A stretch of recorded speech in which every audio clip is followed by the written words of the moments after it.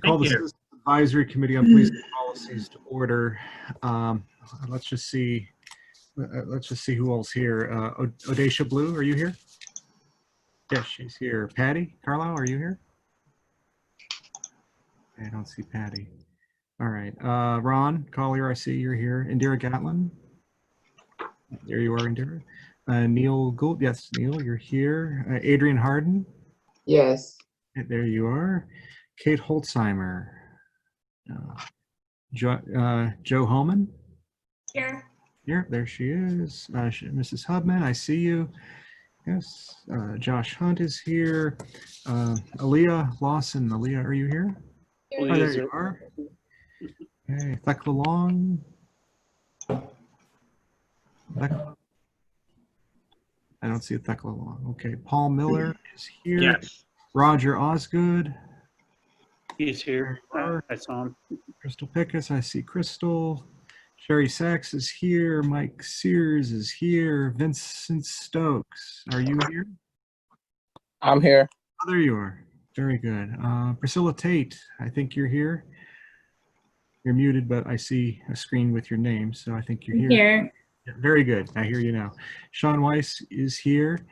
And then as far as our ex officio members, I see Justin Gould is here. Welcome, Justin. Good to see you, sir.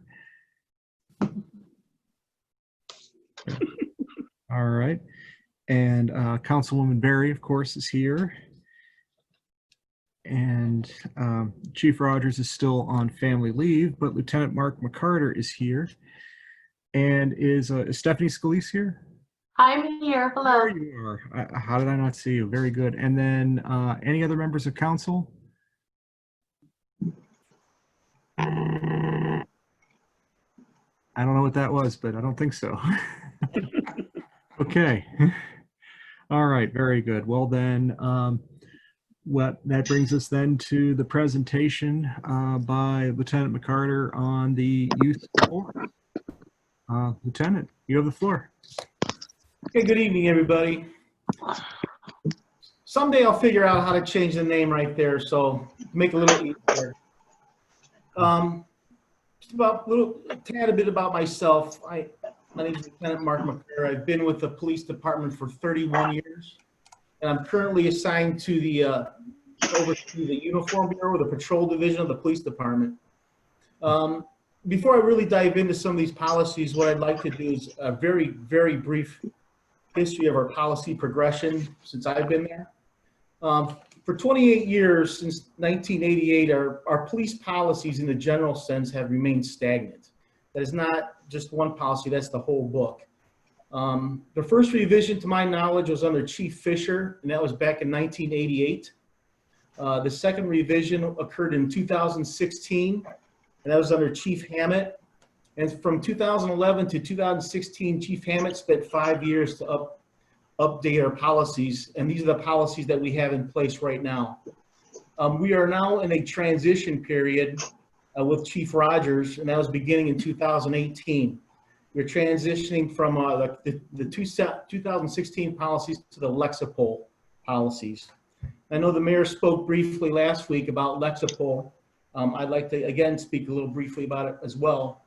Lexipol is a subscription-based company that provides comprehensive state-specific policies developed by public safety attorneys and law enforcement experts. So this company, for the state of Ohio, develops policies specifically for this state, unique for this state. Policies are continuously updated to comply with federal and state legal standards and best practices.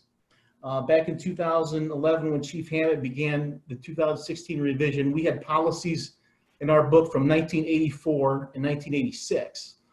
With Lexipol, that can never happen, or it won't happen, because we have continuous updates for state and federal standards and best practices. The Lexipol policies can also be customized and revised for our agency's needs. So it's not just one boilerplate template for everybody, but it can be customized for our specific agency in our city.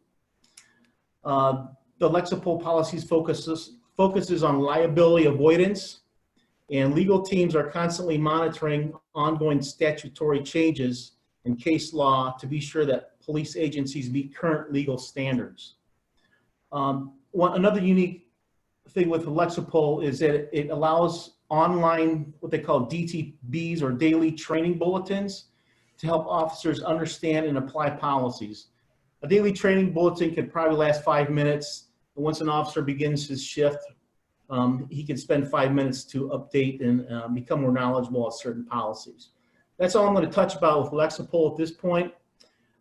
There's a couple definitions before we dive into the use of force policy.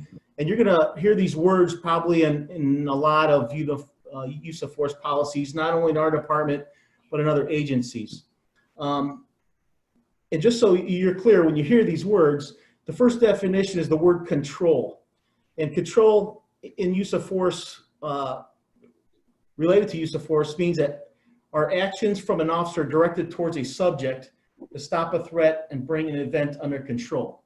So control are the actions that a police officer uses to stop an event or bring the event under control. Another definition I'd like to talk about is resistance. Resistance is just the opposite. Resistance are those actions from a non-compliant subject directed towards the officer. So when you hear the words control and resistance, hopefully you'll have a better understanding what those means in relationship to use of force. In the beginning, I think you should probably all have a copy of our General Order 130, and it's titled Use of Force. This was developed in the 2016 revision, something that we currently at this date are still follow. All use of force policies, even in other agencies, follow the case law of Graham v. Connor. I don't know if you're able to familiarize yourself with Graham v. Connor. It's a I familiarized myself last week with it. It's a Supreme Court case that was settled in 1989, and basically what that does is it determines the legality of every use of force decision that a police officer chooses to make. And it's based on reasonableness. So some of the important thoughts that were expressed by the Supreme Court in relation to Graham v. Connor is what they call a reasonableness test. Reasonableness test is considered by giving an allowance for the fact that police officers are forced to make split-second decisions in circumstances that are tense, uncertain, and rapidly evolving about the amount of force necessary to stop a non-compliant subject. So because these things are the events, if they do happen, an officer put under these circumstances, every decision that he or she makes for use of force has to be reasonable. Police officers' reasonable use of force must take into account a number of things. The first thing is severity of the crime. You're going to do things, you're going to use a sense of a use of force. You're going to escalate your use of force for crimes that are more serious in nature. The second thing is whether the suspect poses an immediate threat to officers or others. A third is whether the suspect is actively resisting or attempting to avoid arrest by flight, by running away from the officer. And the fourth thing regarding reasonableness is reasonableness of force must be judged from a reasonable officer faced with the exact same circumstances, with the same training and physical conditioning, making the same decision to use the force in the same manner. That's the reasonableness test for objectively reasonable, according to Graham v. Connor. So now moving into the General Order 130, use of force. It's pretty self-explanatory in a lot of these, but I will touch on a few things to clarify some things. I believe on page 2, the deadly force restrictions. Officers are generally prohibited from shooting at moving vehicles unless the offender is shooting from a vehicle and causing a possibility of causing serious physical harm or death in that action. Another deadly force restriction is the shoot to stop a threat. And I hear this from some people. It's not shoot to kill, it's shoot to stop a threat. So an officer will engage lethal force if he has, in order to stop a threat, in order to protect himself or others. Officers are trained to shoot center mass, to stop a threat. They're not trained to shoot at ankles, forearms, and hands, and etc. I unfortunately hear that occasionally as well, as we're not trained to shoot for the small little portion of a person's wrist or hand in order to stop a threat. We're trained to shoot center mass, which is the largest part of an individual's body. And similarly, a properly trained officer in a shooting situation, a properly trained officer is only 40 to 50% accurate in striking a subject from approximately 10 feet away. This is a result from the immediate, high stress, and lethal force option scenario. So an officer who's put under a considerable amount of stress when engaging lethal force against a subject, the accuracy is extremely diminished. Moving on to authorized discharged, the officers are authorized to euthanize seriously injured or dangerous animals. Unfortunately, that does occur quite frequently. And even though it's just an animal, the officer still has to complete an incident report, and there's attachments attached to General Order 130 that you should likely have regarding euthanizing an animal. Moving on to use of non-deadly force. The use of non-deadly force requires the same objectively reasonable standard as deadly force. Again, everything has to be reasonable. The use of intermediate weapons or non-deadly force techniques or applications. And I'm going to get into intermediate weapons, a brief description of what those are. Intermediate weapons, also called impact weapons. Those include the ASP, expandable baton, a conducted electrical weapon, which is known as a taser. The third thing is a beanbag shotgun. Fourth thing is oleoresin capsicum, what we call OC or pepper spray. And the last thing is an edged weapon. Those in the relationship to the policies are intermediate weapons that all our officers are trained at least annually. They have to be trained annually and be proficient in the use of these impact weapons. The next thing is options of force. You'll see on next thing is options of force. First thing is verbal dialogue. That's the thing, the type of force that all officers, that's our goal, is to talk to people. And in most occasions when you talk to people the proper way and you have time on your side, a lot of times situations are calmed by proper verbal dialogue. The next thing is physical force. This is force that excludes any of the type of intermediate weapons that I described above. Such things as pressure points, balance manipulation, joint locks, elbow strikes, knee strikes, and palm strikes. Anything where you have to physically manipulate somebody to bring them under control if you're going to effect an arrest. The next thing is intermediate force. And intermediate force are the use of the intermediate weapons that I described earlier. Along with intermediate weapons, I'm going to describe briefly what an improvised tool is. An officer is also allowed to use what we call an improvised tool. It's not one of the tools that I described earlier. An improvised tool is if an officer is placed in a situation where there is an immediate threat to do harm to the officer, and he can use the items that are around him to stop the threat. For example, if an officer is on his back and being choked by an individual, and he reaches for a rock and strikes the individual to bring an end to that resistance, as long as using a rock to stop the threat, that's an improvised tool, and it's used within the policy. Using an improvised tool is adequate. Now, that doesn't mean the officer has a right to beat a person 1 or 2 or 10 times with an improvised tool, but in order to safely get out of that resistance, an officer can do that. And of course, the most drastic type of options of force is deadly force. Alternatives to force in the next section is probably de-escalation techniques and options. And those are pretty much explained in that section. Those can include disengagement, standing behind concealment and or cover, giving voice commands, a show of force, meaning the more officers, the better. The less likely an individual will show more resistance if there's more officers involved. We can also stand down and call for special teams that are specially trained to handle situations like that. For example, a barricaded subject. Doesn't do 1 or 2 officers any good to go rushing into a house to handle a barricaded subject or a possible hostage situation.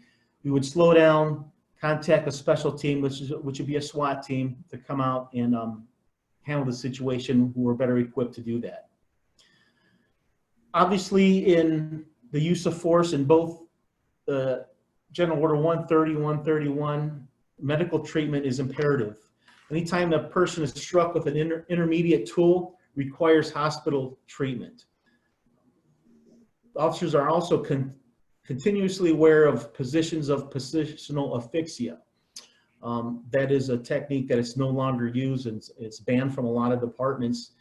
In our annual training, we are made aware of that, and we do not put individuals in that position. Positional asphyxia is where an individual who is going to be placed under arrest is placed in a face-down position on a hard surface, such as a floor, the back seat of a vehicle, and they're placed in that position, and either their hands are tied to their ankles, and as what used to be termed as hog-tied, that is not done anymore. So we do not allow that position to take place, and we're always constantly aware of that type of position. So medical treatment is always imperative for anybody that is struck with an impact weapon or an intermediate tool, or if they're complaining of injury.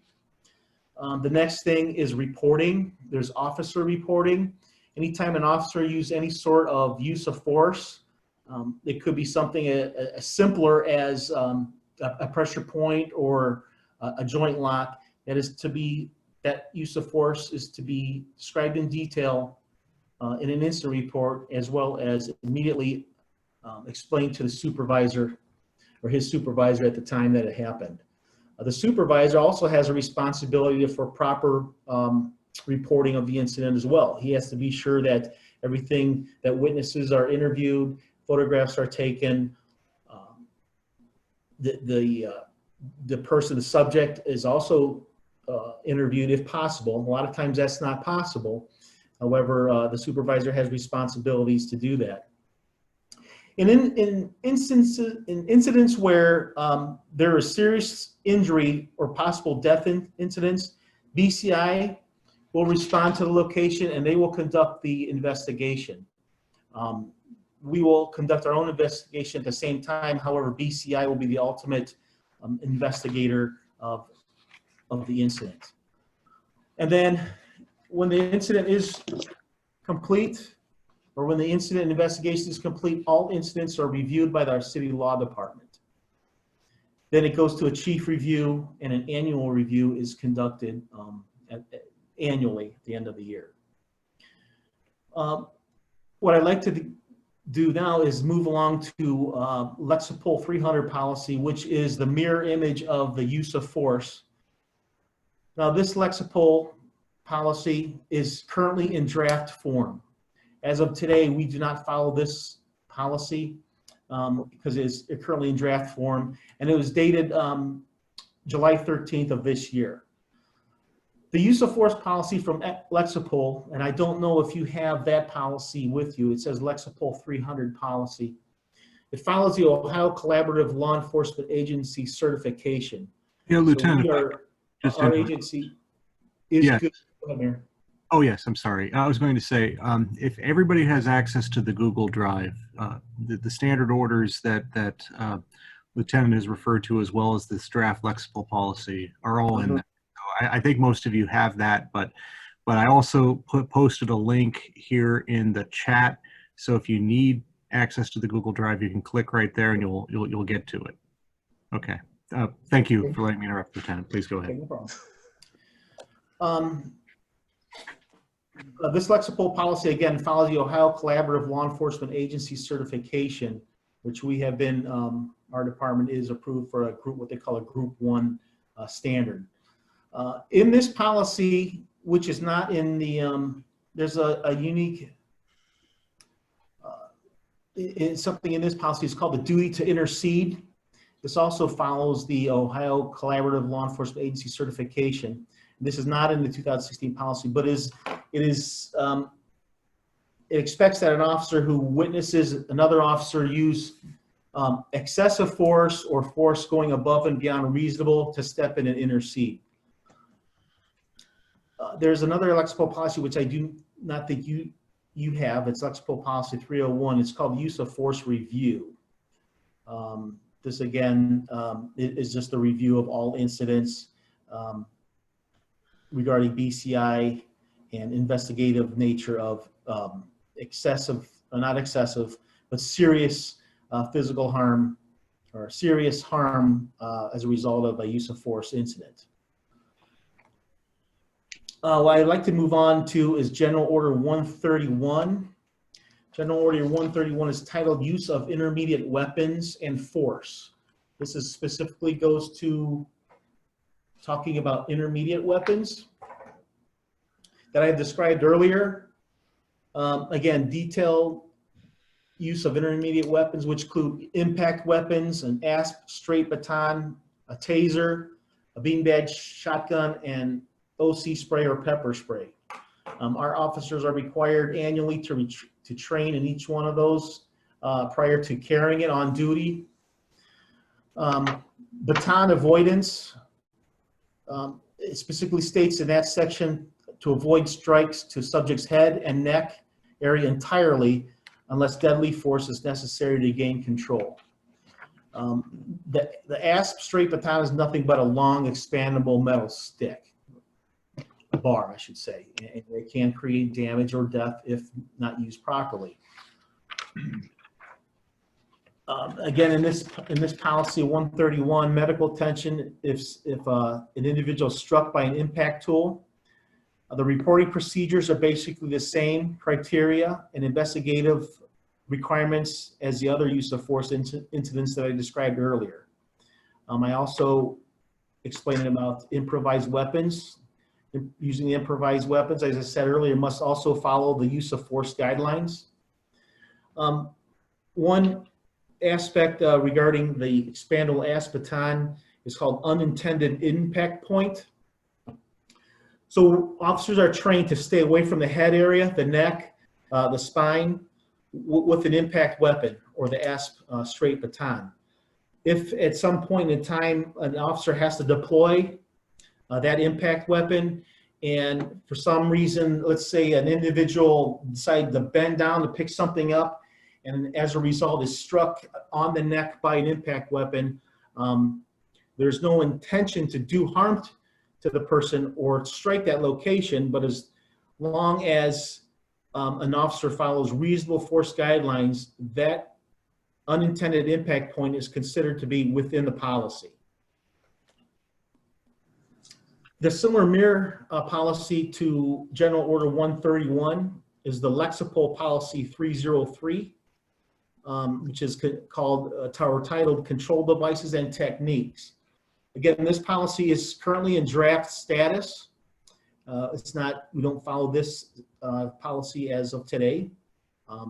It defines control devices as General Order 131 does, being the taser, expandable baton, OC spray, and impact projectiles. However, this policy, you're going to see a paragraph or a few sentences or explanation regarding tear gas and chemical munitions. Tear gas and chemical munitions are usually to break up or move large groups of people. This is exclusively used basically by our SWAT team and our mobile field force edge unit in those type of applications. The regular patrol officer on the street does not have access to tear gas and chemical munitions. He or she uses OC spray or the pepper spray. Head, neck, throat, spine, and groin are not intentionally targeted unless the police officer faced with serious physical harm or death. Other policies that you don't have and that are not in the Google Drive but are similar to what we just spoke with tonight, they include General Order 132, specific policy toward the use of a taser. There's General Order 136, policy used specifically for projectiles and beanbag shotgun. Lexipol Policy 304, conducted electrical devices or tasers, and 302 from the Lexipol policy regarding handcuffing and restraints, which specifically explains how an officer should use restraints, handcuffs, locking handcuffs so they do not cause discomfort. I've also attached, or they're also attached to the Google Drive, was the University Heights Police Department Use of Force Addendum, Section 13. And this was added to the 2019 annual report. And it shows there, it's for 2018 and 2019. I don't know if you have it in front of you, but in 2018, our officers had 11,109 citizen contacts. These citizen contacts include things as like a resident calling for service, such as a lockout, suspicious person, a domestic violence incident, or it could be things like an officer-initiated contact, for example, a curfew check or a curfew violation. But any contact that an officer has with a citizen, we had approximately 11,109 in 2018. We've also had in 2018, if you look a little bit at the top, we had 3 total incidents of use of force. Below that, we have 5 total use of force applications.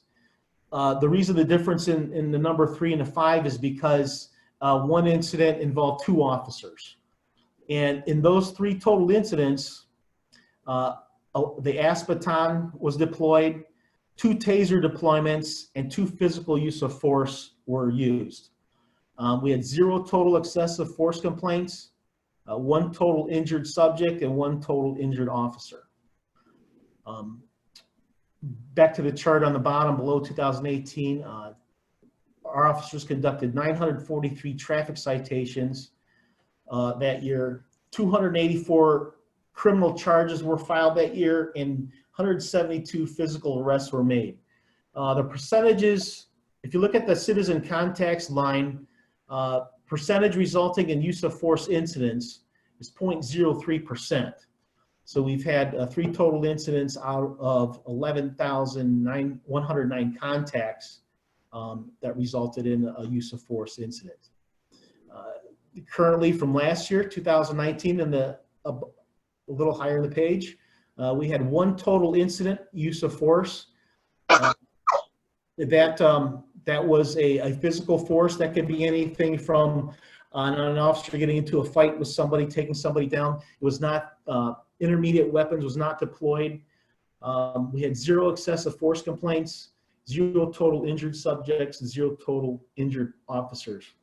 For 2019, our citizen contacts increased to 15,521, which resulted in a 0.006% of our citizen contacts resulted in a use of force. And the same thing applies to traffic citations. We had 1,822 traffic citations or stops that year, and 0 of them, 0% resulted in any sort of use of force. Criminal charges, 334, 1%, and then physical arrest, 166. Physical arrest and 2% of those contacts resulted in a use of force. In conclusion, I'd just like to conclude and end with, along with Lexipol, our department has recently did another, what they call Police One Academy. It is a branch of the Lexipol company.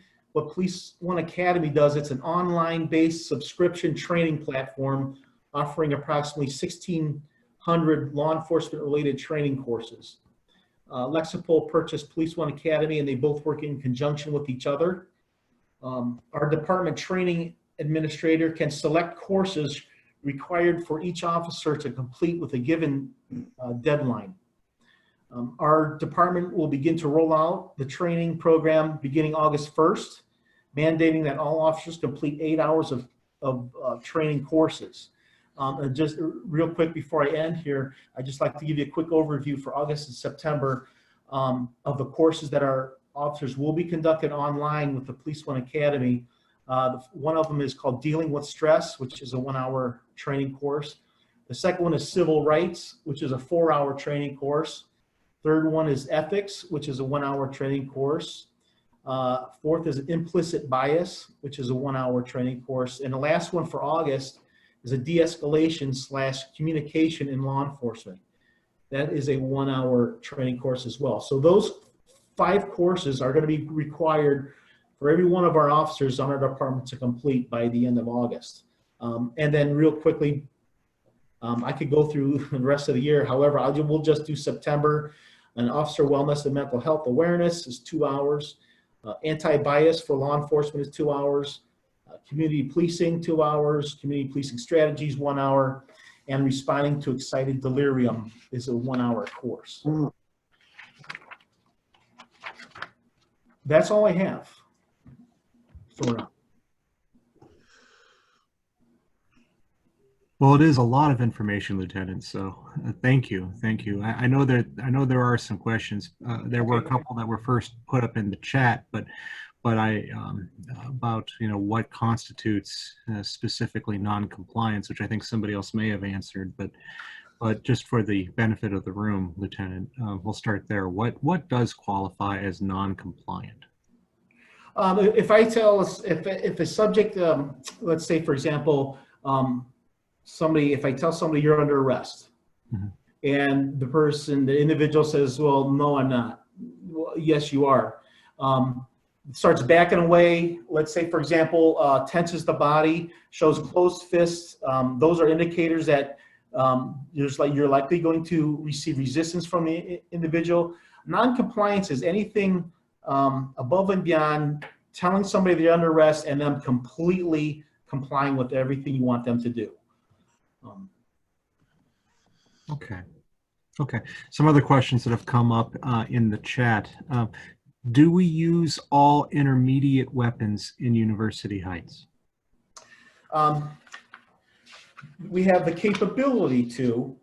For example, the ASP expandable baton.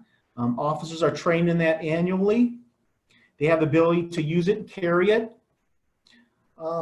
It's a tool that we do not use a lot. We're not allowed to brandish, according to policy, we're not allowed to brandish, show it, unless we most likely may intend to use it. I think we've had one, in 2018, we had one ASP baton strike, and in 2019, we didn't have anything. But officer has the ability to use that. The conducted electrical weapon, or the taser, is the newest intermediate weapon that we use. It's probably the most common, not just with our department, but with most area agencies. The good thing with a taser is it creates distance between the officer and an individual. We don't have to be close up to the person where there's likely going to be physical force confrontation, but you could be anywhere between 15 to 21 feet away, and with a non-compliant individual, deploy a taser to get them to comply and end the situation. The beanbag shotgun, I cannot recall that ever being used. We have those in our car, and officers are capable of doing that. They have been deployed before, but I had never encountered or talked to an officer that's actually used one. Basically, what the beanbag shotgun is it's almost like a shotgun round, but instead of separate like BBs inside of the shotgun casing, it's almost like it's almost like a small little, the term escapes right now. It's like a little bag of BBs.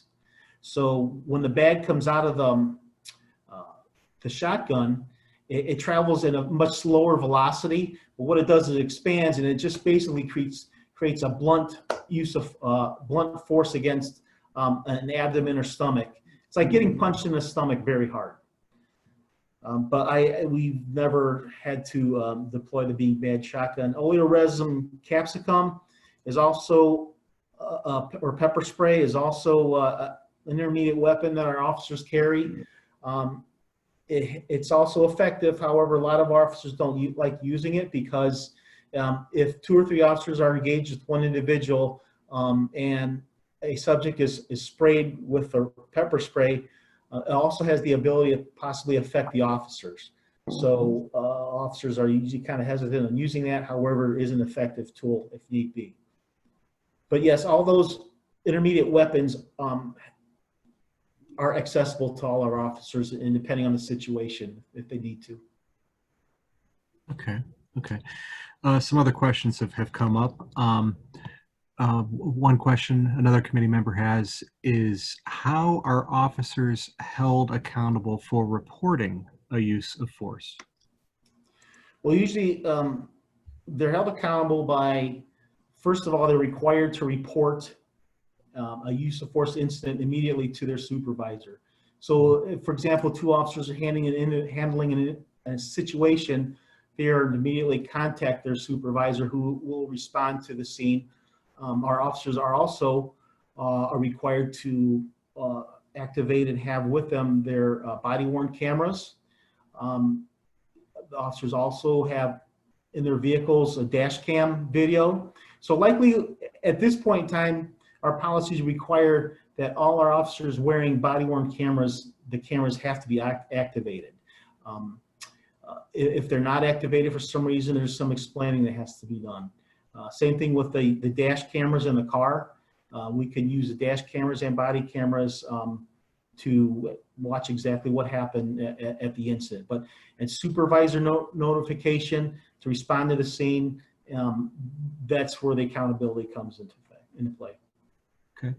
Yeah. Have we had instances of people not turning on their body camera for any kind of stop or interaction with the public? Initially, when we first purchased the first generation of body cameras, I'm guessing it was probably 4 years ago, 2016. They were not, I would say, the high-end cameras. However, we had problems with batteries. Batteries they wouldn't last an 8-hour shift or a 12-hour shift. So officers were struggling at times to use the body-worn cameras when the batteries were dying. We have a second generation of body-worn cameras that are better quality, and the batteries seem to last a little longer. However, they still, on occasionally, not as much as the first generation, but they do occasionally, the batteries will die down as the officer's in the field. But it was hard for sometimes for officers to get used to activating their body cameras on some calls. But for the most part, everybody is very well adapted, knowledgeable that the policy dictates that they do activate the cameras. Yeah, very good.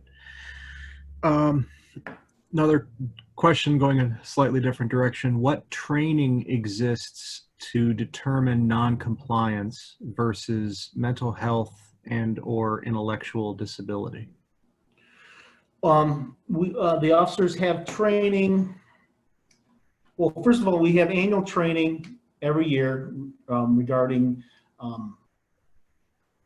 the use of all intermediate weapons. The officers have to show proficiency in their use before they can use it. We talk about certain things as positional asphyxia. We talk about things as being aware of an individual. We talk about understanding, for example, somebody with autism, with diabetes, and their likely behaviors with those certain events. At the same time, officers have attended training courses.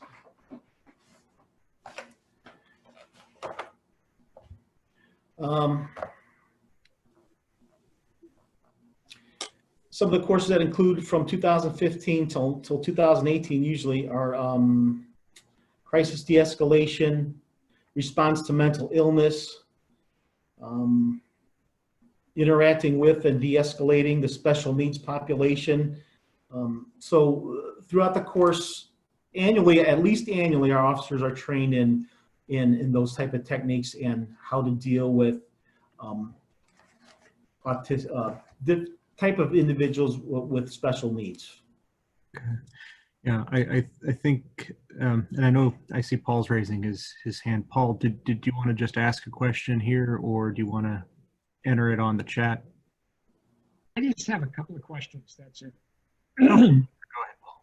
All right, Lieutenant, thank you very much. I really appreciate it.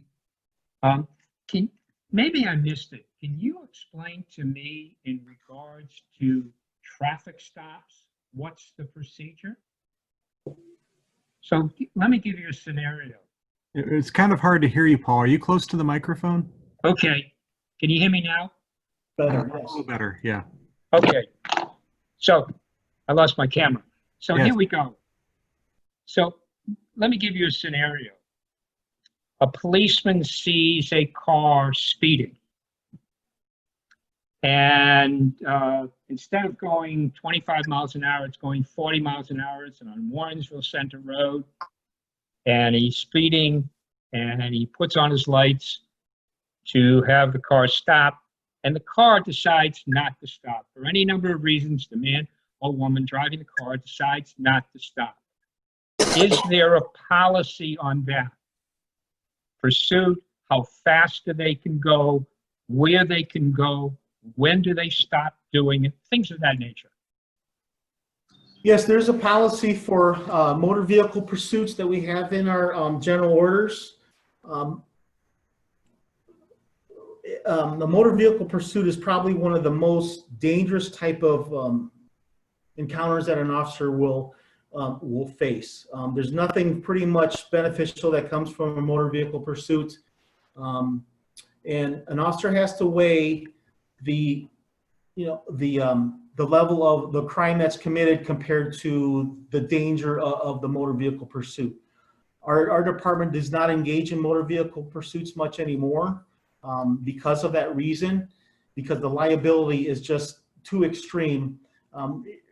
Minimally of property damage and maximally of serious physical harm or death.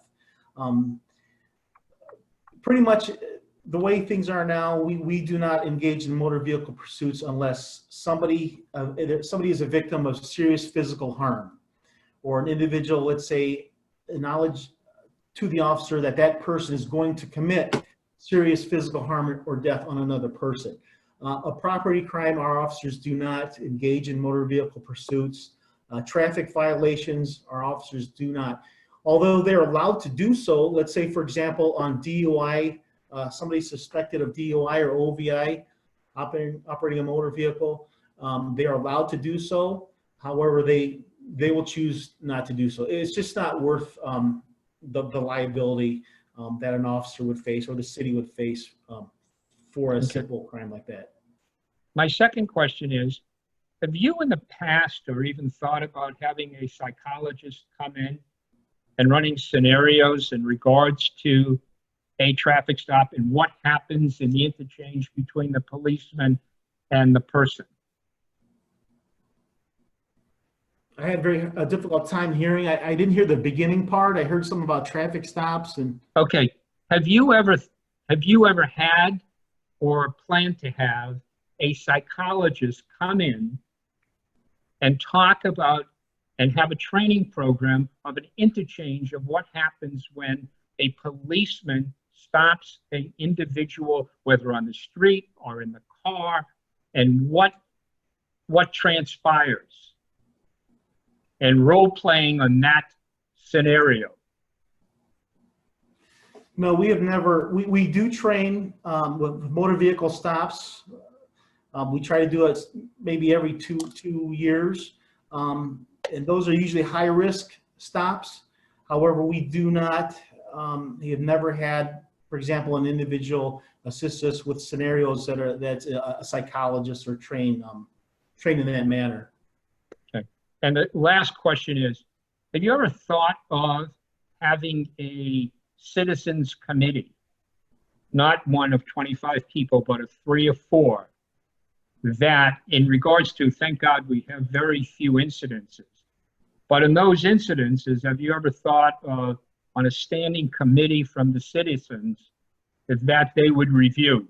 All right, Paul, I'm going to jump in there and give Lieutenant a little bit of relief. I can tell you that from my, we do a year-end review here with our department heads. I do, and it has been a standing goal of Chief Rogers to have a citizens review committee established, as you're describing. We have not done it yet, but when in fact when I've brought to Chief Rogers the idea that Councilwoman Berry and I were considering convening this committee, he was excited by it because it was something that was akin to the committee he was hoping that one day we would create for citizens. So that is something that I can tell you that comes from the top as in the department, as far as something that we would like to see. It's something that I know I would like to see as well. It is, if everything's top priority, nothing's top priority, but it is on the list of things to do. It is a goal of our police department. I hope I didn't steal your thunder, Lieutenant McCarter, if there's anything you care to add. You did fine. Great, nice to hear that. Thank you. Mayor, I'm so sorry to interrupt. I'm just going to quickly jump in. Before becoming the, and I know you know this already, but for the group, before becoming the prosecutor for University Heights, I used to be the vice chair of the Civilians Police Review Committee in Cleveland. I still have all of those materials. And so I know when the chief comes back from paternity leave, that was a discussion that's on our list of things to talk about, was to kind of go over the materials that I have and how that might help jumpstart that type of project. And certainly if this committee wanted to go in that direction at some point, I'm more than happy to provide all of those documents and their handbook and things like that. I'm able to share that very easily. Very good. Thank you. I just wanted to add something of why that might be beneficial. Sure, Mike, go ahead.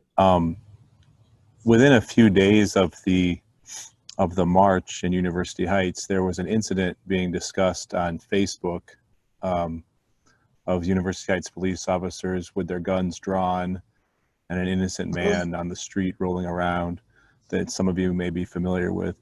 And the comments, you know, understandably were comments of concern, and later to find out that someone had called 911 and said that there's a person acting crazy with a gun.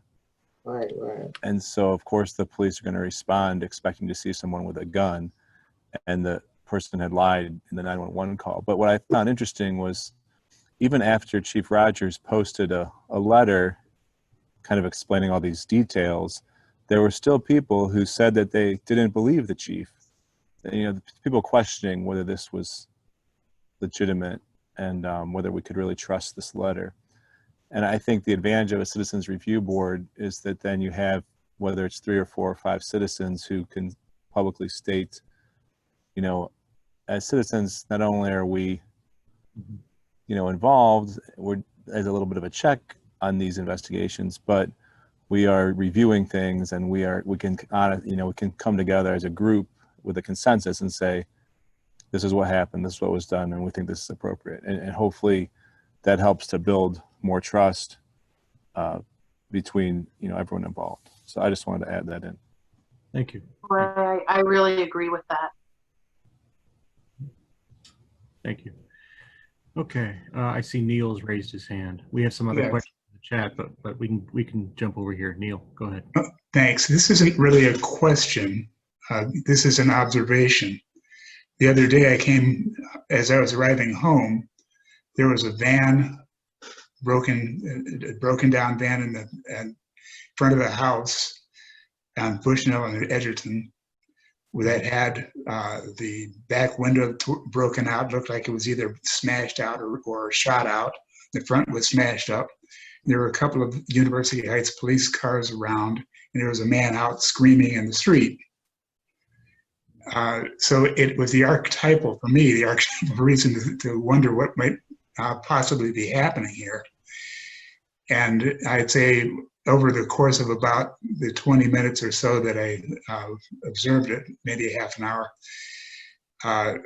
it was handled excellently by the police. Rather than escalating the situation, they had a person speaking with the person who was ranting. It turns out he had mental issues. There were other police there that were human. One was frustrated, obviously, and the others told him to back off. So it was handled as a group very well, and the entirety of the situation was de-escalated. Turns out, I spoke with Lieutenant McCarthy about the situation afterwards, and I had my understanding of it, but his view of it, I think, would be better than mine. But I have to say that, you know, although I have many issues with the document and with some of the language that's embedded into it that we aren't going to be able to change because of Connor versus Graham, I have to say that the training is obvious, the skills are obvious, and I think that we need to understand that we're all human and we're going to be dealing with these things from a human perspective. Okay, thank you. I'm going to turn back now to the questions in the chat. There's one that's both specific and also very broad, so we'll try to wrestle with it best we can. Why did University Heights Police Department use force in 2018 and 2019? Was it necessary? Now, as I recall, there was one use of force incident in 2019, 3 in 2018. I don't know if we're able to get into the particulars here or not, but is there any way you can address that question, Lieutenant McCarter?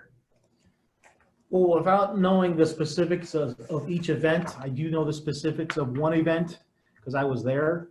I couldn't answer for all of them, but I would have to say that they were all investigated by the Investigative Bureau and through the Chief's office, and they found to be a justified use of force. Mm-hmm. One incident that I was involved in where it was in 2018, where there's one ASP deployment and a taser deployment where the individual and the officer was both had received minor injuries. A 20-year-old male clubbed his father over the head with a hammer. He fled the house and he was walking along Skier Road. He ran into a neighborhood, and while the officers were looking for him, we located him down at Cedar Brook and South Taylor Road. He was carrying an item in his hand. We weren't sure what it was. He did not comply to our commands to stop. He just kept walking. He walked south on Taylor Road, ran up into a driveway towards the backyard. Because this individual committed a felony, a felonious assault against his father with a hammer, it was imperative that this individual be taken into custody. As the individual was still defying our commands to stop, he was tased, which was an effective use of force because he went down to the driveway to the pavement. Two officers then did make an attempt to arrest him by handcuffing him. During that attempt to do so, the one officer felt that this individual reaching for his gun or to his holster, and that's when the ASP was deployed in order to get a shock response from the individual and let go. And in that case, was also found to be a justified use of force. I cannot specifically, without pulling up each individual case, explain the details like I just did with the case that I was involved in, but they were all found to be justified use of force. Okay. It may prove worthwhile as we go through the work of this committee that we go ahead and take a dive into those other cases and take a further dive into the one you described. As you go over the fact pattern, I remember in 2018 as I was here reviewing that with Chief Rogers after the fact, and that was an unfortunate situation. But as I recall, you know, I do, you know, separately and independently recall the conclusion that was made that the use of force was justified in that instance. Okay, next is a question: how do you deal with a juvenile who is insubordinate? Is the policy for adults non-compliance the same as juvenile? noncompliance. Juveniles are taken into consideration a bit differently, as long as they're not violent or show an aggressiveness towards the officer or any other individuals. We do not usually handcuff juveniles unless they are becoming aggressive. But there's a slight difference in with juveniles. We do not transport them to a jail facility, obviously. So yes, they're treated slightly different. Again, they're not handcuffed usually unless they become aggressive, or I mean, some juveniles are 6'2", 180 pounds, and they look to be 30 and they're 16. But once the officer becomes aware that a juvenile offender is under the age of 18, the officer has to consider him being a juvenile and has to take the appropriate actions in the course of the event. Okay. Here's another one about implicit bias. Is there follow-up to the courses that officers are taking? Is there a quiz or something that can taken to track understanding of information or to see red flags in officer bias that may impact the job?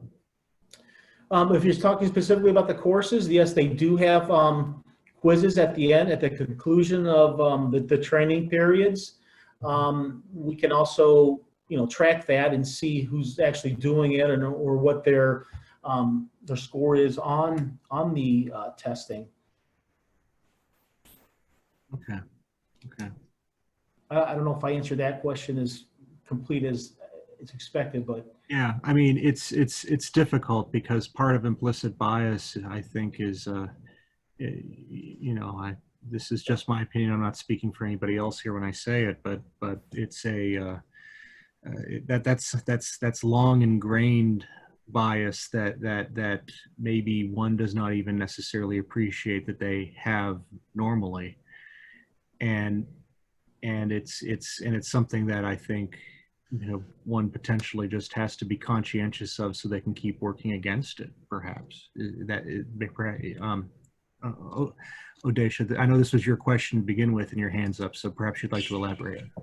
And I was just also asking, what is the protocol for if you see something or behaviors from an officer that might impact their job? Is there a way that you guys handle those situations or things like that? Is the second part of the question. You answered the first part, but that's where the second part comes into play. Affect the job in a way of showing implicit bias, or where implicit bias is starting to come out. Is that what you're referring to? Yeah. That's basically what she's asking. Okay, if it becomes aware to anybody, a supervisor, any other officer that another officer works with, and if they start seeing signs of implicit bias, it needs to be addressed.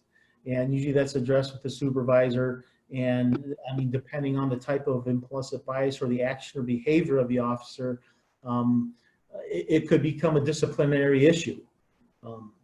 So yes, we're not afraid to address biases that become obvious in the course of somebody's work product. Odesha, does that help answer your question?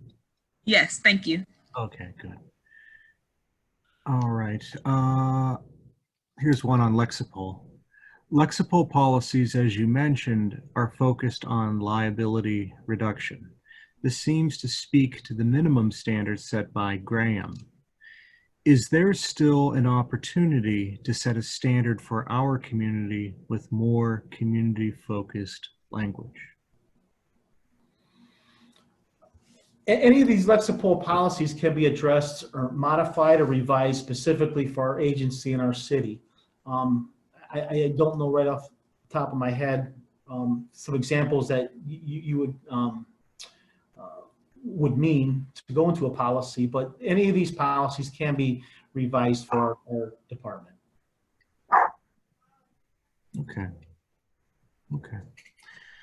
All right.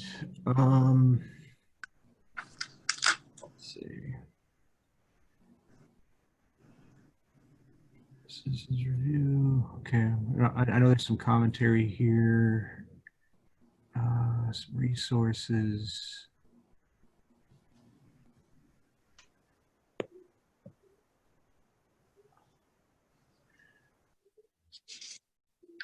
Okay. All right, here's one. Looking at General Order 130, Section 11 on incident review. Could you explain the Investigative Bureau Lieutenant, the Uniform Bureau Lieutenant, and those a part of the ad hoc committee that reviews incidents? Are they part of the UH police force, a different police force, or are they a type of third party? Asking because I would like to know how available their findings are to the public and or if the public can be involved in such a review. The review process involving the Investigative Bureau Lieutenant, myself, the Uniform Bureau Lieutenant, and the ad hoc committee are members of our department. Anything of more serious nature, where, for example, serious physical harm is a result of use of force or lethal force is deployed, that would be turned over to likely the BCI, who would conduct their own separate investigation as well. We do not have anything like a citizens committee that reviews our use of force. Once the ad hoc committee and the lieutenants or the administration command reviews a lethal force or use of force incident, that incident is referred to the law director of the city. Yes, and I can confirm that as well. In any use of force incident that is referred to the law director, I'm also copied on, and I'm made aware of that use of force incident. Ultimately, the law director reviews, and if he finds an issue, brings it to my attention. What I would do with that from there is difficult for me to say, because in the 4 use of force incidents that have occurred since I've been here, all 4 have been found to have been justified and were confirmed as such by the law director. So there's that. There's a question asking if you could explain for the room what BCI is. BCI is the State Investigative Bureau. It's a Bureau of Criminal Investigation. If you notice, if you see on the news sometimes where there's either a police involved shooting or a shooting involved or a homicide, they will usually respond to do the investigation. They conduct an impartial investigation, and their findings are turned over to probably the city, the municipality, and sometimes occasionally probably a prosecutor's office. Okay. Okay. I don't know if that's a question, Ron. Well, what we can do is, I was just actually saying what he was asking what BCI is, and I've heard of BCI because they actually, because I know that at BCI, I know when the Tamir Rice incident happened, I think they investigated that, and when the incident in East Cleveland with 137 bullets, they investigated it. So I knew what BCI was. I was just answering this question. Mhm. Yeah. Okay. And then we have the question, and BCI is only used in more extreme circumstances of these. Is that correct, Lieutenant? Well, it'd also be, for example, like we do not have a jail facility anymore in our department. We outsource our jail to City of Solon. But if we did have a jail facility, and let's say, for example, you had an inmate that passed away with unusual circumstances, or just passed, they would most likely respond to conduct that type of investigation. If we, in our city, experienced a homicide situation at a residence that did not involve the police officers, it would likely be turned over to BCI as well. So any incident where there's a homicide, a shooting death, an officer-involved shooting, they would respond and do an impartial investigation. We would still conduct our own investigation as well, but they would probably have the ultimate investigative opinion. All All right. There's a question put, how many officers do we have in University Heights? I believe the answer to that is typically 30, but we are at 29 right now as there is a vacancy in the Uniform Bureau.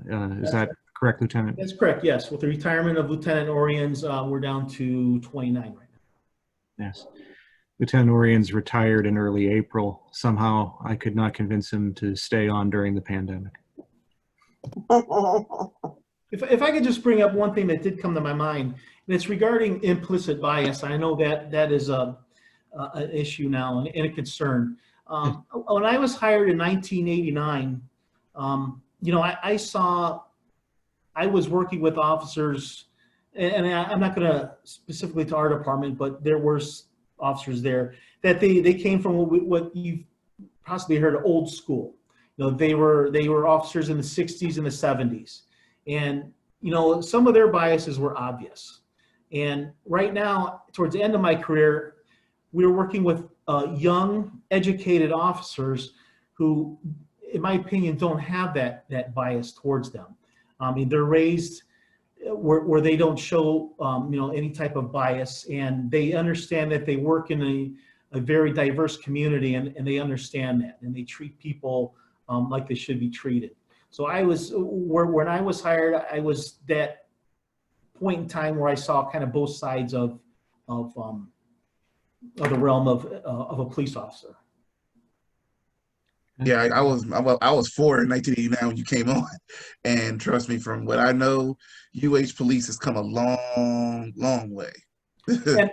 and also too, Ronald, I'll never forget when I started. The only options that we had to handle incidents of force was your firearm and a PR-24, which is a straight baton. So you either had to beat somebody or you shoot them. We didn't have other options available like we did now. We didn't obtain pepper spray or the expandable baton until probably 1985. So we've come a long way with these intermediate weapons that we can, you know, not have to resort to lethal force or not create serious physical harm to make an arrest. Mm-hmm.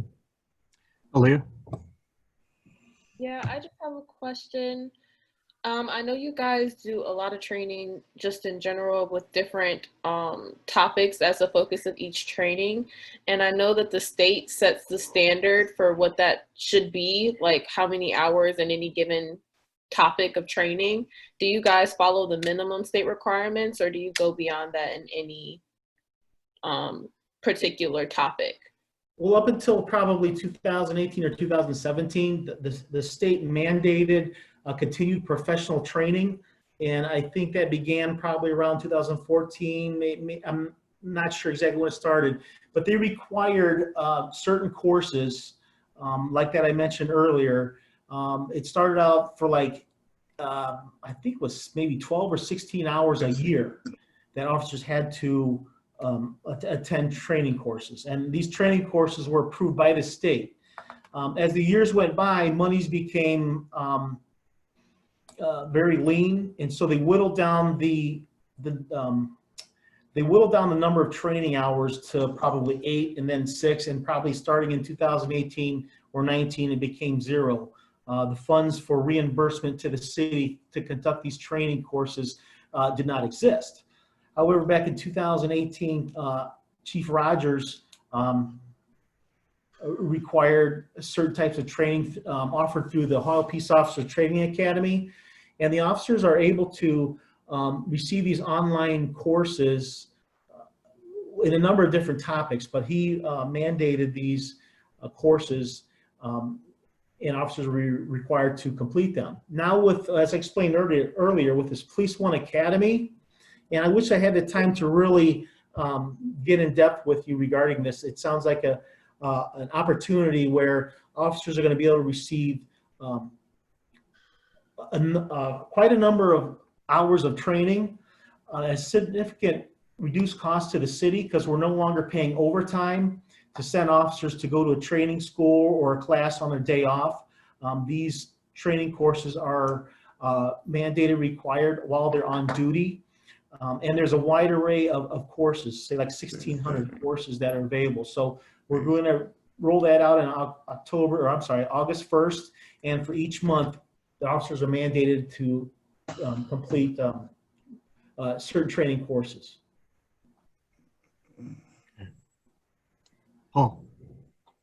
Lieutenant, what is an edged weapon? An edged weapon is a knife. Officers carry it.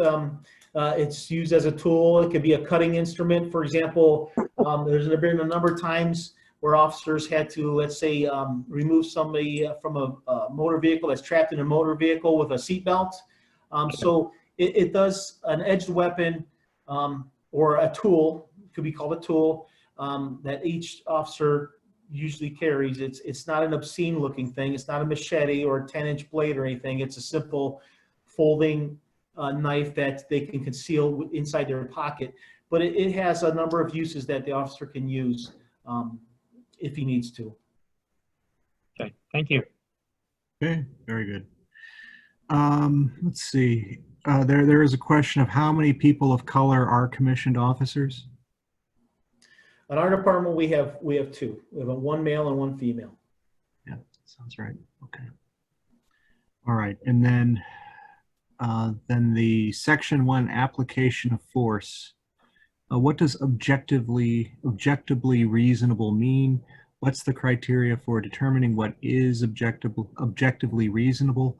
Could an officer merely say, I felt threatened, or I found the subject to be a threat, and their word is just taken at face value? Well, I think most people, and I will admit this as well, I get tired of hearing many times of the excuse of, well, I felt threatened. Well, just by saying the word I felt threatened, there has to be some sort of explanation to that.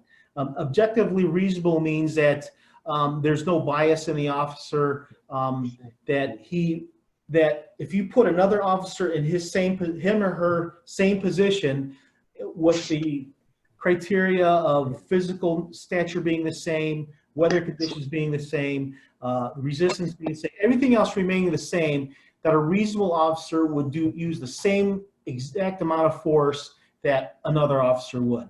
That's basically what objectively reasonable means. I would like to add something to that. Sure, The go language comes directly from Connor, Graham versus Connor. And I think that it's really important to understand that ruling for many reasons. One is that it was a unanimous decision by the Supreme Court with no dissenting views, which means it's unlikely that that language is going to be changed by anything in our lifetime. But basically, it is saying that if you have an objectively reasonable officer, as Lieutenant McCarter was saying, they're going to make the same decision. So to answer the question about whether just stating that they feel threatened is adequate, I think we would need to understand that that's one of the reasons why so many of the current events are being challenged in court. So it's important language that we really do need to understand if we're going to work on this document. Mm-hmm. If I could chime in quickly on that point, I just want to offer a quick legal perspective that I think might be helpful in understanding when the Supreme Court talks about something being reasonably objective for a police officer. I think it's important to also understand that when the Supreme Court makes decisions about this for other, I want to say professions or even industries, they use the exact same terminology. So in a medical malpractice case, the Supreme Court has often looked to see what is a reasonably objective standard for a cardiologist. Did this cardiologist behave in a way that most cardiologists believe is appropriate for their profession? Same way with lawyers. When we're accused of perhaps not defending a criminal defendant correctly or some ethical violation, the standard for us is frequently what would most lawyers believe is appropriate. So I just kind of want to throw that out there in how we understand that Supreme Court decision for police officers as it relates to a whole body of law. Thank you. Okay, thank you, Stephanie. The Supreme Court also, back in 1985, had another milestone legislation, which is Tennessee v. Garner. And in that case, up until that point, officers are allowed to shoot fleeing felons. Just by the fact of committing a felony, they're allowed to use lethal force in that case. However, when a 15-year-old burglary suspect was shot for doing nothing, or I think he was a suspect in a burglary, that's where we are no longer to shoot a fleeing felon, unless that we know that that individual is about to commit serious physical harm or death upon another person. Okay. Anybody have any further questions at this juncture for Lieutenant McCarter? I have a question. Sure, Also, Ron, go ahead. just, they talk about there's 2 black officers. Is there any way that the city is trying to get more officers? Because the last census said University Heights is 20 to 21% African American, and I always feel that the police, I'm not saying police should represent your community. Our last examination for a patrol officer, I think, was back in 2017, if I remember correctly. We did everything we possibly could as far as like social media presentations. We attended job fairs at Tri-C. We do the best that we can with the most opportunity we can to have people take our examination. Law enforcement agencies throughout the country, not just our city, not just our state or region, throughout the country have a much difficulty in obtaining people to take examinations for a police examination. When I was taking tests, we would have 200 or 300 people take an exam. The last examination that we gave, I think it was in 2017, we had 40 people show up. And then once you start conducting background investigations, physical fitness standards, you're going to weed out a lot of people. But we do our best with any resource that we can to try to recruit individuals to take our examinations. Thank you, Lieutenant. I think Sherry had her hand up.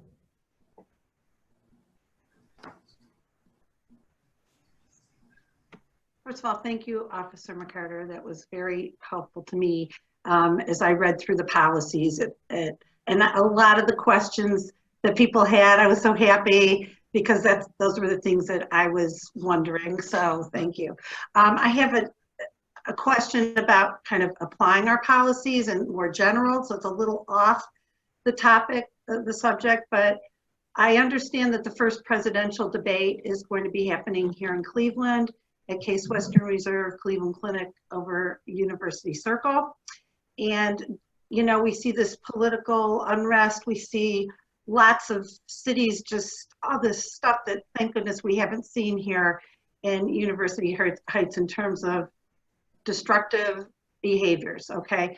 Is there anything that we're doing to, understand our policies, get our 30 officers together, whatever it is, with other municipalities, whatever, to anticipate and thwart, any type of, listen, demonstrations are good.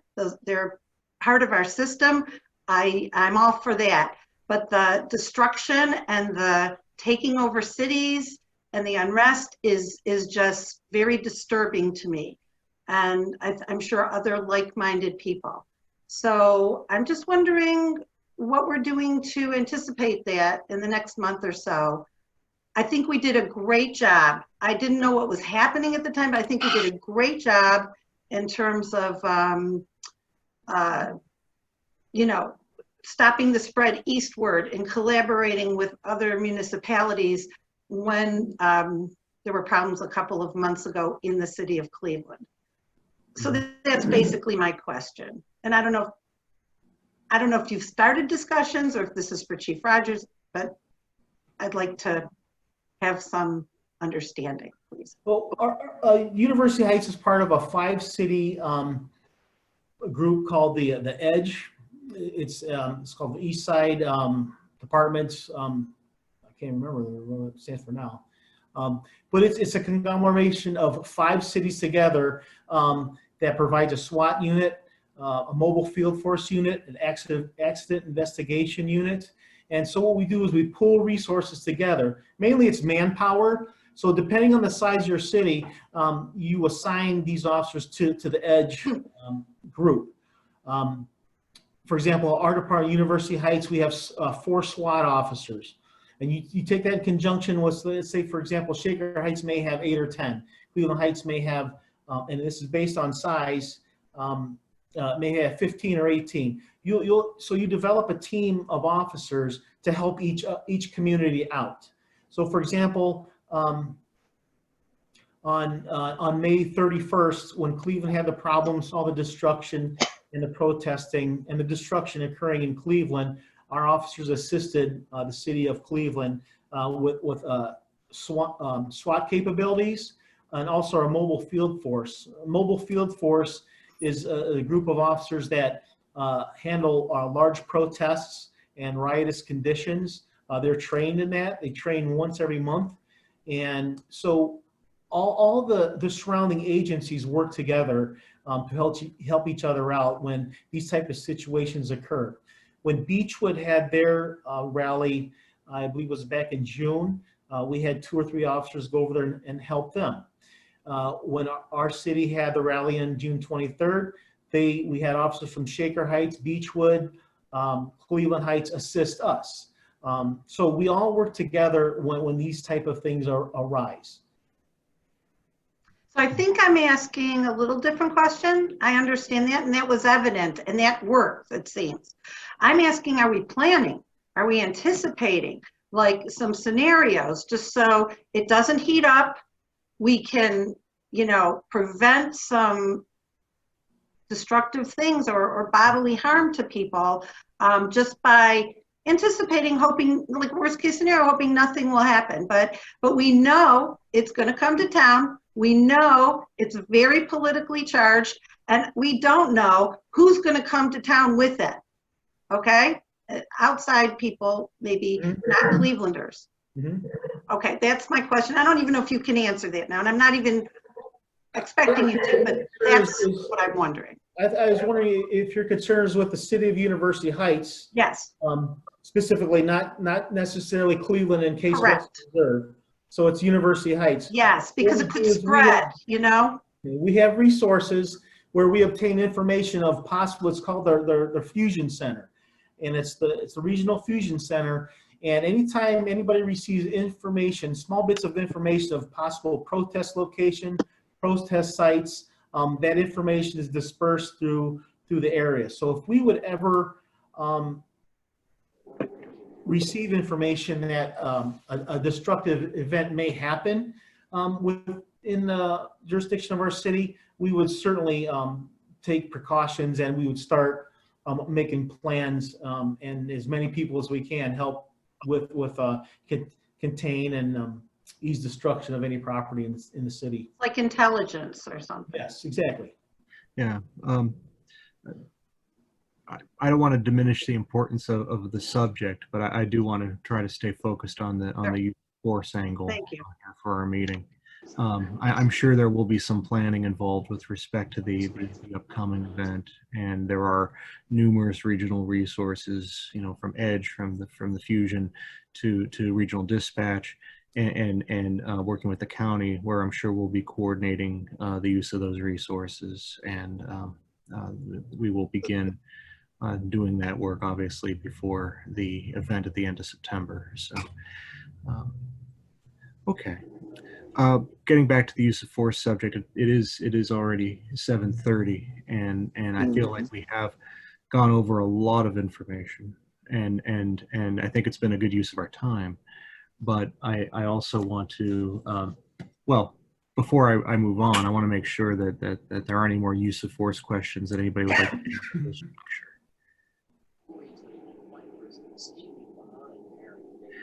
And if not, well, then I think looking at our agenda, a fair thing is to then Let me get back to our agenda. I've got several screens open. Okay, would be to have a discussion here about, what you think about what you've heard, review what our committee's goals should be in light of what you've heard, and then, plan for our next meeting and what we should be doing, in the meantime leading up to that meeting, and what we should plan to do at that next meeting based upon what we've heard.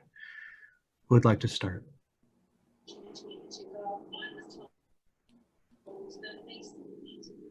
May I suggest, as I was thinking about how we can move forward, and I know a number of members had mentioned at our first meeting that we kind of break it down a little bit and go into like subcommittees, and some of the areas that I thought that could be the subcommittees is basically breaking it down into really more of the, I think we also need to also kind of compare what the draft is starting to look like and how it's going to be different, or what's being added to this draft we already have that they're following, and how it can be embellished. And maybe we have a couple of committees that we break down into those main topics. Maybe the first 3 sections, 131 and 130. I'm not totally sure exactly how it should be broken down, but I know it was recommended at the last meeting that we might, break into subcommittees. Okay. I'm just wondering if Is we that should take a Paul? look. I'm wondering if we should take a look at the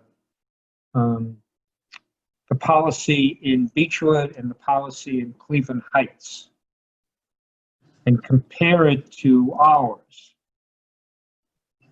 which would indicate that you'd break it down to subcommittees and they would report back to what they do or what they don't do in relationship to ours. Mm-hmm. Just a thought. I feel like most of the language that I've seen in the policies is kind of directly from Graham versus Connor. I don't expect a lot of difference between our policies and our neighbors. And I think that, Councilman Barry, is there something, how far are we able to, how far can we negotiate from the baseline of Graham?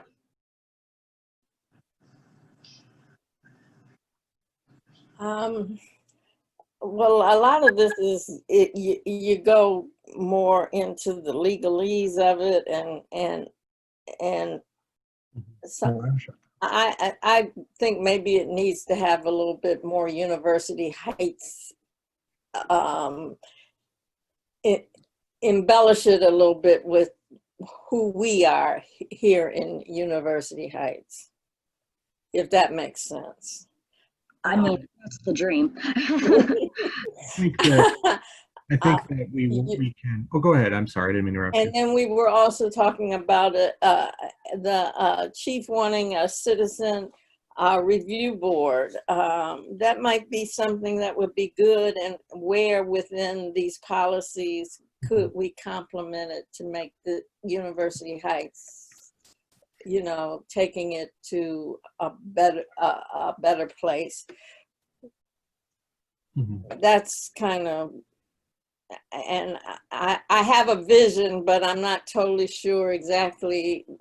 I just feel like us as citizens, we need to, just understand and be the support system for our police, and not just their support system, but keep them accountable to us because they're public servants for this city.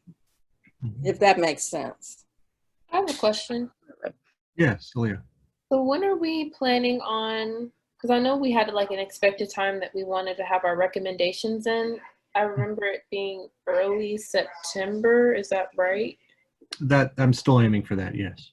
Okay, so that's about a month away. I just wanted to see like how often everyone wanted to meet, because I think that would be helpful in us figuring out how exactly we want to break up into groups, if we were to break up into groups, to review the different sections of General Orders 130 and 131. That's a fair question.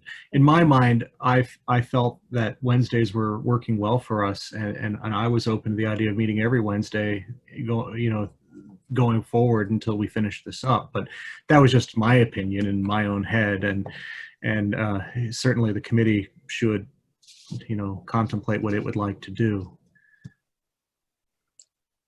I like that. Mm-hmm. So maybe we could come up with some, how we could break this down at our next meeting is more of our organization meeting. And then the subcommittees might want to meet, on those Wednesdays, and then we come back maybe 2 weeks later, the next week. And when we have a report in September, it's really going to be more of a vision report. It would be hard to come up with something to just put in place to make it, Right.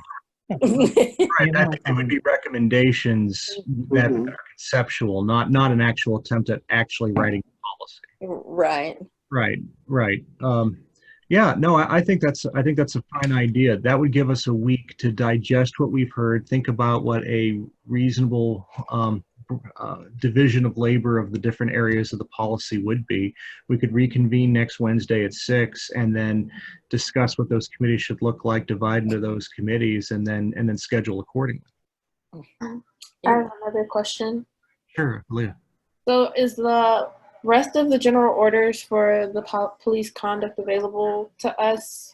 Because I know in some parts it refers to other areas, like review this area for this situation throughout the sections. And I would just like to see a more complete picture so that I can conceptualize it better.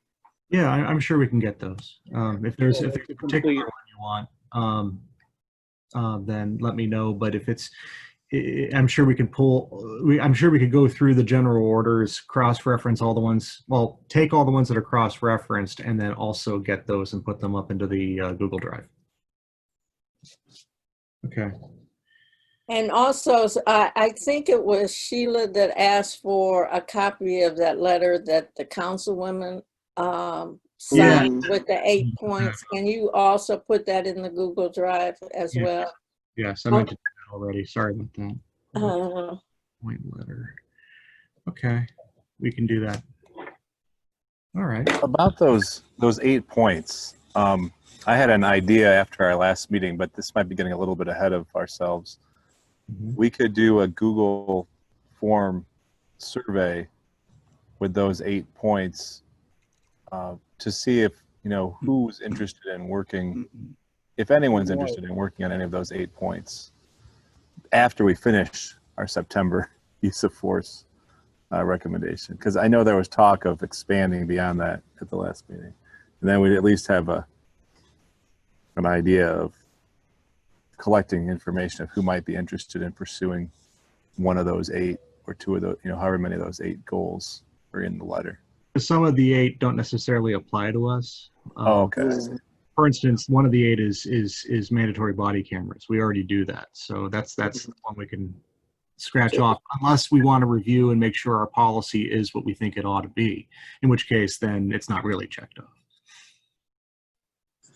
Well, I think if we just put it out there, we can look at the ones that we really do want to look at. Yes. Okay. All right, well then, so we should plan, I think, to meet again next Wednesday at 6 p.m.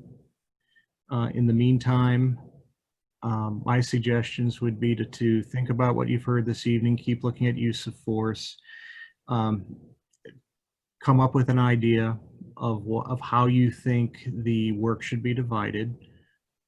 We will discuss that then at the next meeting, and then come up with a conclusion for how it should be divided and who should work on which parts. So also think about which parts you yourself would like to work on.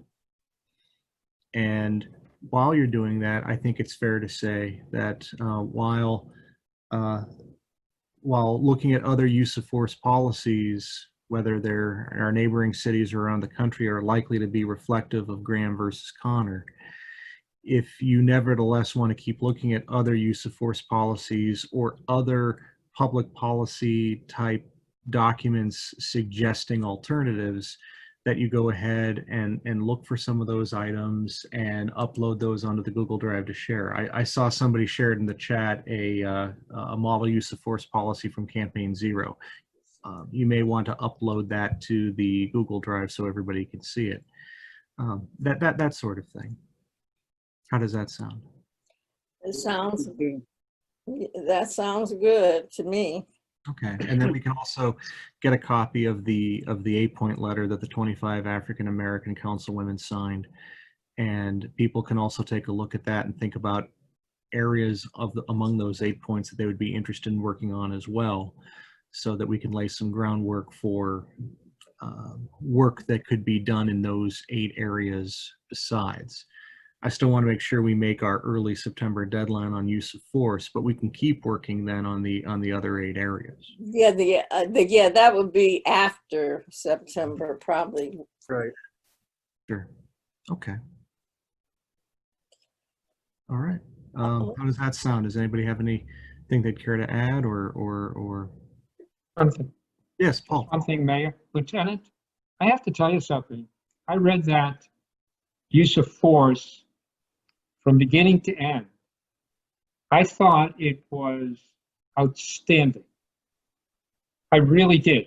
First of all, it read well. There were absolutely no mistakes, which I find incredible because every time I read something, there's always a mistake.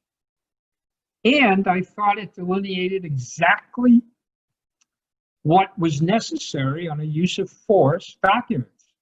I thought the guys who did it, the people who did it, are you talking about the Lexipol or our current document? were excellent. You did a good job.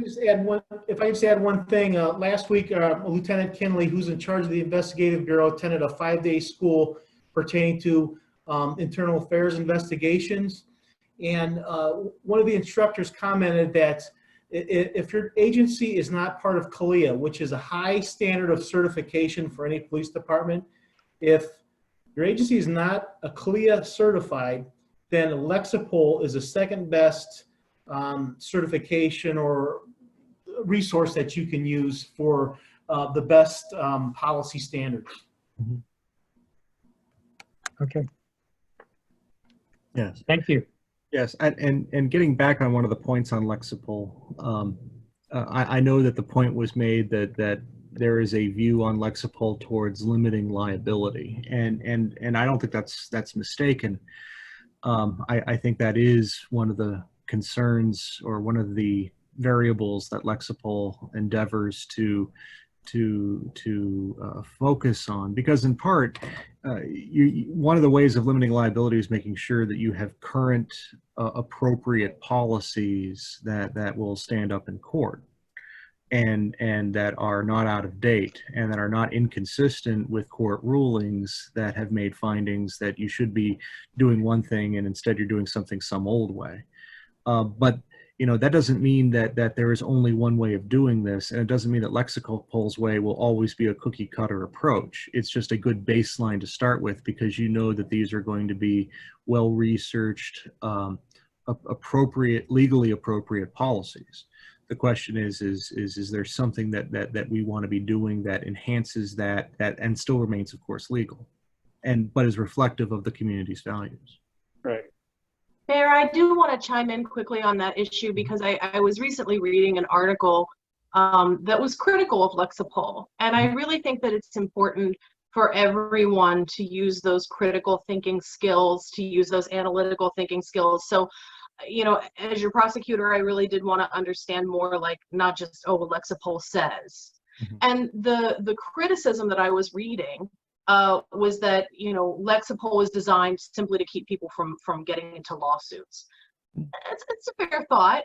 First of all, that isn't the only purpose for it. But, you know, I'm not even sure that that really is, in my legal opinion, a criticism, because when someone is sued, when police are sued or any other entity, it's because you did something wrong. It's because, in the case of police, you violated someone's rights. And so, you know, the idea that we're trying to avoid lawsuits also means we're trying to avoid putting our officers in positions where they are violating people's rights. And so I just kind of want to throw that out there as a way of thinking about that and thinking about that conversation, because I do think that it's important to kind of, I don't know, address that elephant if it's in the room. Yeah, no, and I think that's a fair observation, but I also think it's fair to say that you know, in what order do we speak these things? Are we trying to limit our liability and thus we don't want to violate people's rights, or do we want to not violate people's rights and thus limit our liability? Absolutely. Maybe there's not much. There might not be much of a distinction, but for some there may. Sure, fair enough. Yeah. Okay. Okay. All right. All right, so we will plan to meet again at 6 p.m. Next Wednesday. Like this, again, we will send out a fresh Zoom link, send out an agenda. We'll update some things into the Google Drive. Please feel free to do that too. Anything else anybody'd like to cover this evening before we adjourn? It looks like Sherry has, or I'm sorry, Sheila had something to say. Mrs. Hubman? Well, what about minutes? Are we going to have minutes from these meetings? Well, this is a citizens committee meeting. We've got a, you know, we're recording the meetings, so anybody can go back and look at the recording, although you're looking at it in real time. We have an audio recording or visual? Well, it's a video recording, and we uploaded the last one onto YouTube the next day, and I anticipate we'll do the same thing with this one. Our clerk of council is fairly busy. I don't necessarily want to make her sit here and listen and do a transcript. Although, what are you suggesting? We didn't appoint a secretary. No, I do like minutes, and then it's people who don't know each other. It appears that a lot of people know each other. So somebody comes on the screen. I've had like 15 seconds to meet them and get them straight. So my notes aren't clear who's making these suggestions, that's all. Okay. I recognize some people, but not all. Okay. Okay. Well, we will upload this recording to YouTube, so it will be on the city's YouTube channel, so that people can look at it. I have not asked Kelly Thomas, our clerk of council, to actually do minutes of these proceedings. Oh, sorry. Project? Will that include the upload? Will that include the part about the deer culling? Well, yeah, you're going to deer again. I don't. Right, it ought not, because that was really before we started. So, if there's a way that we can edit out, you know, the portion of the meeting, I didn't realize we were recording when we were talking about the deer. That wasn't public. Yeah, meeting. I saw the record sign right on, and I'm like, we shouldn't be recording it. No, right. Yeah. That's the UH looks like version you're of raising your hot hand. Okay. Yeah, no, I'll see what we can do about editing that. Mrs. Hubman, did you have something? Yeah, I do. I'm surprised that you said Kelly Thomas. Is this a product of the council or of the city? Well, it's technically a citizens committee. Yeah. We've been holding them as public meetings just to ensure that if we had a quorum of council show up, that we didn't inadvertently have a meeting that should have been a public meeting. But they're not necessarily intended. They're not official proceedings in that respect. So, as far as that goes, we have published and noticed them as if they're public meetings to avoid any kind of sunshine law violation. But I don't view them as public meetings on the same level as, say, the Board of Zoning Appeals or even like a meeting of the Finance Committee or something like that. This is a citizens committee that is going over these things, and is going to issue a recommendation, and that written recommendation is something that'll be presented to council and become part of the public record for sure at that point. Right, at that point. I was just surprised that you said Kelly Thomas, because I didn't see this as a council effort. I saw this as a city effort. Right, and what I was saying was that I had not asked Kelly Thomas to do minutes because I didn't view it that way. Right, I mentioned her name, meaning I didn't intend to have her do that. No, she shouldn't. Right, okay, good, all right. Okay. All right, very good, very good. Nice seeing you, everybody. Yeah. Yes, thank you, everybody, for. Yes, I appreciate you all so much for being here for this. Thank you. Have a wonderful week. You too. Even a deer. We'll see you next Wednesday. Okay. Bye, everybody. Bye, everybody. Thank you. Bye.